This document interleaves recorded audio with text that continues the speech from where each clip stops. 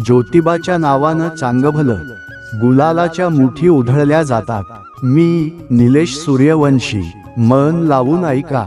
सासनकाठीच्या परंपरेबद्दल थोडक्यात माहिती सांगायला सुरुवात करतो। रत्नासूर व कोल्हासूर या राक्षसांनी अत्याचार सुरू केला होता। तेव्हा करवीर निवासनी श्री महालक्ष्मीने केदारनाथांचा ज्योतिबात धावा केला। तेव्हा ज्योतिबा देवाने राक्षसांचा संहार केला। हे राक्षस मारल्यानंतर श्री महालक्ष्मी देवीचा राज्याभिषेक केदारनाथांनी केला व ते परत हिमालयाकडे जाण्यास निघाले। तेव्हा महालक्ष्मी व चोपडाई देवीने त्यांना वाडी रत्नागिरीवर परत आणले व त्यांचा राज्याभिषेक केला। सोहळ्यास यमाई देवीस निमंत्रण देण्याचे विसरल्याने त्या रुसल्या। त्यांचा रुसवा काढण्यासाठी पूर्वी केदारनाथ औंध गावी जात होते। त्यावेळी यमाई देवीने केदारनाथांना सांगितले की तुम्ही आता मूळ पीठाकडे येऊ नका, मीच वाडी रत्नागिरीवरील चाफेबनात येते। तेव्हापासून केदारनाथ चैत्र पौर्णिमेस श्री यमाई देवीची भेट घेण्यासाठी सासनकाठी लवाजम्यासह जातात। हीच चैत्र यात्रा होय। चैत्र यात्रेत गुलाल, खोबरे, बंदी नाणी यांची पालखीवर होणारी उधळण अनोखी असते। सासनकाठ्या 40 फूट उंचीच्या असतात। रंगीबेरंगी कपड्यांनी सजविलेल्या सासनकाठ्या आकर्षक व सुंदर दिसतात। काही काठ्यांना नोटांच्या माळा, फुलांच्या माळा असतात। हलगी, पिपाणी, तुतारी, सनई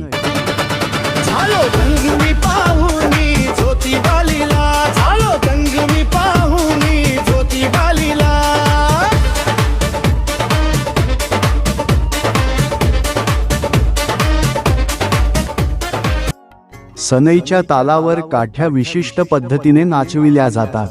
भर उन्हात तरुण वर्ग गुलालात चिंब होऊन नाचतो। सर्वांच्या मुखात ज्योतिबाच्या नावानं चांगभलचा अखंड गजर असतो। हस्त नक्षत्रावर दुपारी 1:30 वाजता सासनकाठीच्या मिरवणुकीस प्रारंभ होतो।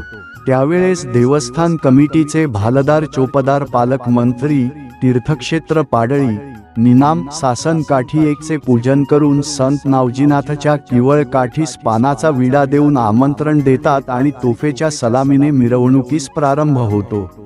या मिरवणुकीमध्ये क्रमवारे पहिला मान तीर्थक्षेत्र पाडळी, निनाम तालुका जिल्हा सातारा या सासनकाठीचा। छत्रपती शाहू कोल्हापूर यांनी 1896 साली हा मान या गावाला दिला।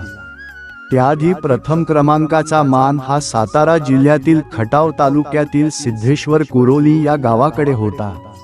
त्यानंतर मौजे विहे तालुका पाटण, करवीर कोल्हापूरची हिम्मत बहादूर चव्हाण, वाळवा तालुक्यातील करंजवडे तालुका वाळवा जिल्हा सांगली गावातून येणारी मध्य प्रदेश येथील ग्वाल्हेरच्या शिंदे उर्फ सिंधिया सरकार, कोल्हापूर छत्रपती कसबा डिग्रज तालुका मिरज, कसबा सांगाव तालुका कागल, ज्योतिबा भक्त संत नावजीनाथ किवळ तालुका कराड जिल्हा सातारा, कवठेकंद जिल्हा सांगली, रेठरे बुद्रुक साळुंखे तालुका कराड यांच्या मानाच्या 18 सासनकाठ्या सहभागी होतात।